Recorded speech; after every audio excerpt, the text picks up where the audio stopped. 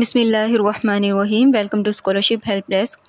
आज की वीडियो में मैं आपको इंटीग्रेटेड प्रोग्राम के बारे में बताऊंगी जो टोक्यो यूनिवर्सिटी में है। इसकी कंप्लीट आपको डिटेल्स शेयर करूंगी कि आप इसमें किस तरह से अप्लाई कर सकते हैं, इसमें कौन कौन से डॉक्यूमेंट्स रिक्वायर्ड हैं और इसमें क्या प्रोसेस होता है अप्लाई करने के लिए। अगर आप चैनल पर न्यू है तो सब्सक्राइब कर लीजिएगा, वीडियो को लाइक कर दीजिएगा।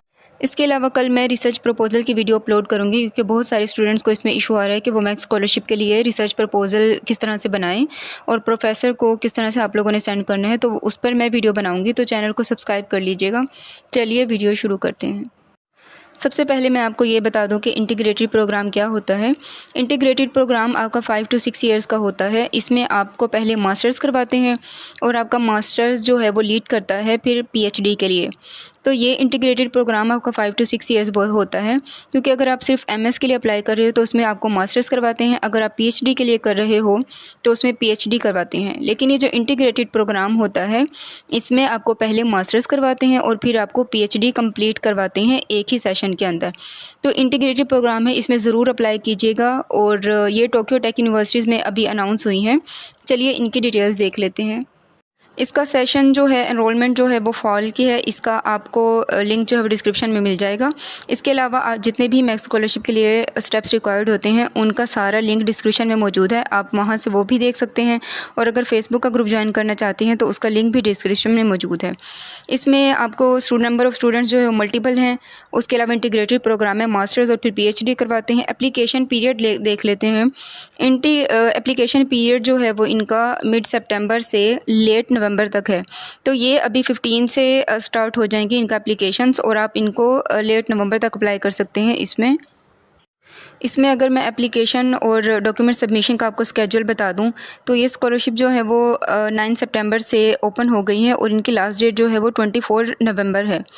और अगर आपने जो ईमेल सेंड करनी है, प्रोफेसर का कॉन्सेंट सेंड करना है, वो आप 18 नवंबर तक सेंड कर सकते हो।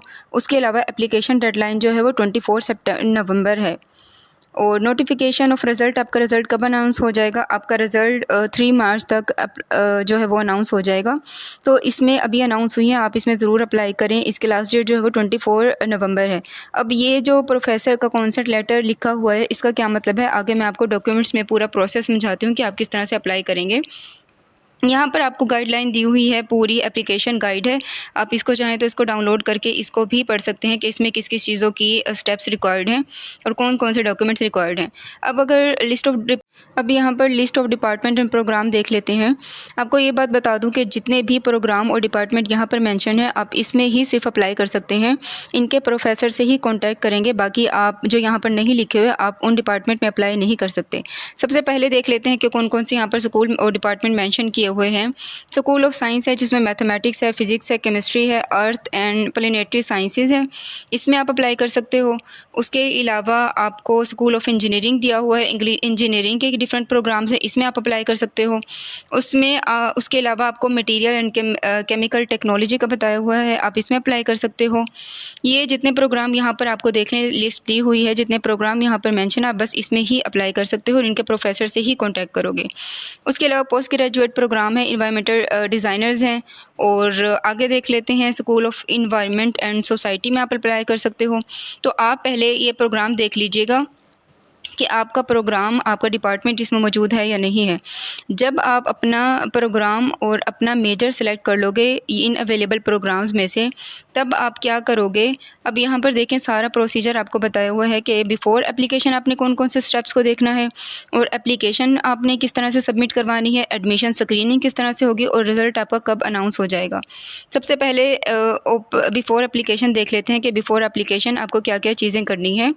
बिफ़ोर एप्लीकेशन आपने क्या करनी है, आपने सारी इन्फॉर्मेशन गैदर करनी है वेबसाइट से कि कौन कौन से प्रोग्राम अवेलेबल हैं और कौन कौन से प्रोग्राम में आपका मेजर है, और आप अपने मेजर के अकॉर्डिंग ही प्रोफेसर सिलेक्ट करोगे। अब प्रोफेसर सिलेक्ट करने के बाद आप क्या करोगे, आप अपनी एलिजिबिलिटी देखोगे इनके वेबसाइट पर ही कि आप इसमें अप्लाई कर सकते हो या नहीं कर सकते।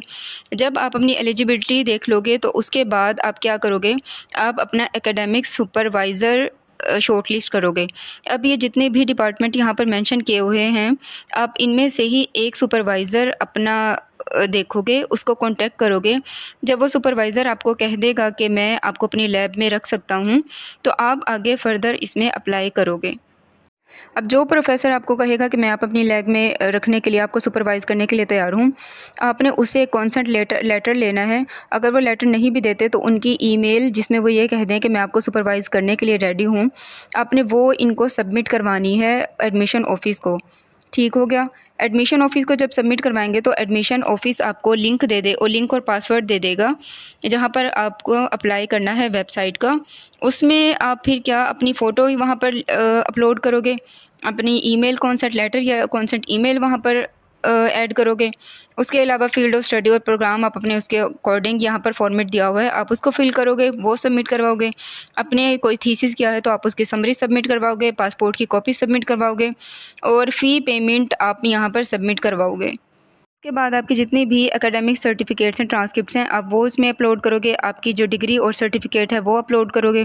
उसको अपलोड करने के बाद यहाँ पर आपको एक फॉर्मेट दिया हुआ है इवैल्यूएशन शीट का, और उसके साथ रिकमेंडेशन लेटर भी आपको दिया हुआ है। तो जो फॉर्मेट यहाँ पर दिया हुआ है आप उसी पर ही रिकमेंडेशन लेटर बनाओगे और जो इवैल्यूएशन शीट है उसको फिल करोगे। इसमें आप मैक्स स्कॉलरशिप के लिए भी अप्लाई कर सकते हो। और जब आप इस पूरे वेबसाइट पर अप्लाई करते हुए अपने डॉक्यूमेंट्स अपलोड करोगे तो साथ ही आपको स्कॉलरशिप का भी बताना होगा। स्कॉलरशिप के लिए भी आप यहाँ पर अप्लाई कर सकते हो कि मैं मैक्स स्कॉलरशिप के लिए अप्लाई करना चाहता हूँ, तो वो आपको वेबसाइट पर ही पता चल जाएगा कि कौन सी चीज़ें रिक्वायर्ड हैं स्कॉलरशिप के लिए। तो डायरेक्टली आप वेबसाइट पर अप्लाई करते हुए ही मैक्स स्कॉलरशिप को मेंशन करोगे तो वो आपको इसके लिए कंसीडर कर लेंगे। प्रोफेसर से कॉन्सेंट लेने के बाद आप एडमिशन ऑफ़िस को ईमेल करोगे और वो आपको पासवर्ड और वेबसाइट बता देंगे, तो वहाँ पर आप ये सारे डॉक्यूमेंट्स अपलोड करोगे। उसके बाद आपकी एप्लीकेशन कंप्लीट हो जाएगी और उसके बाद आपकी स्क्रीनिंग स्टार्ट हो जाएगी।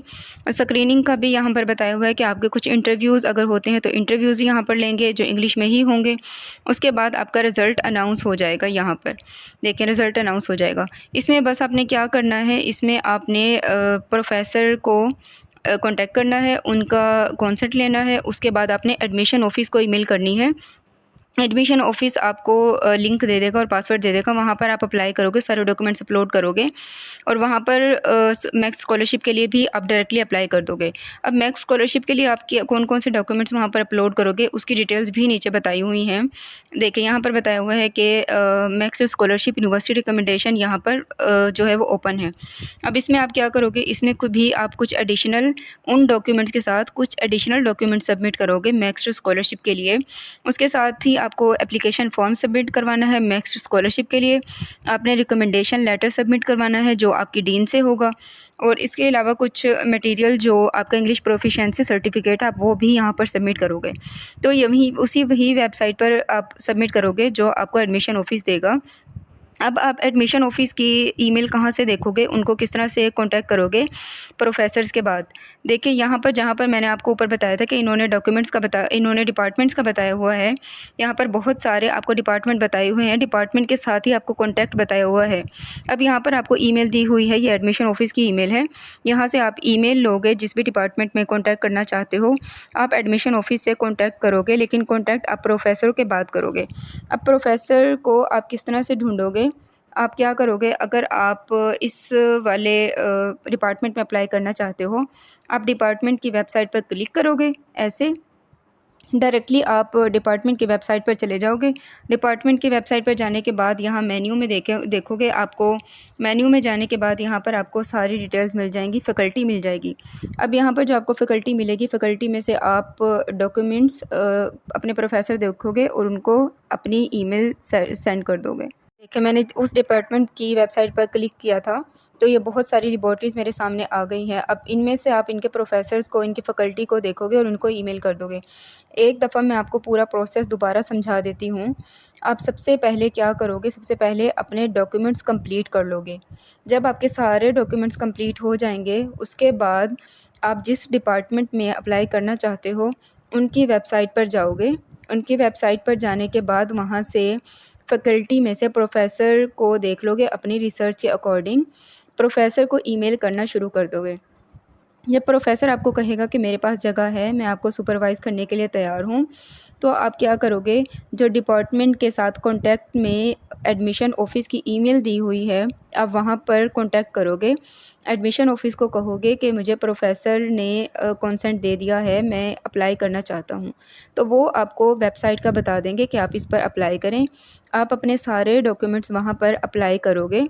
और अगर आप मैक्स स्कॉलरशिप यूनिवर्सिटी रिकमेंडेशन के लिए अप्लाई करना चाहते हो तो उसके लिए 3 चीज़ें एडिशनल आप वहाँ पर वेबसाइट पर अपलोड करोगे। आपको जो मैक्स का एप्लीकेशन फ़ॉर्म है वो भी आपको जापान की एम्बेसी की वेबसाइट से मिल जाएगा, वहाँ से डाउनलोड करो, उसको फ़िल करो और इसमें अपलोड करना है। इसमें अपलोड करने के बाद आप जो है वो 24 इसकी लास्ट डेट है।